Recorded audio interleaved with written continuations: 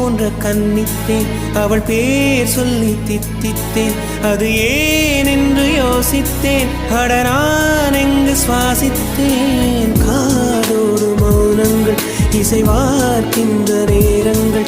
பசி நீர் தூக்கமில்லாமல் உயிர் வாழ்கின்ற மாயங்கள். அலைக்கடலாய் இருந்த மனம் துளி துளியாய் சிதறியதே. ஐம்புலனும் என் மனமும் எனக்கெதிராய் செயல்படுதே. விழி காண முடியாத மாற்றம், அதை மூடி மறைக்கின்ற தோற்றம். ஒரு மௌன புயல் வீசுதே.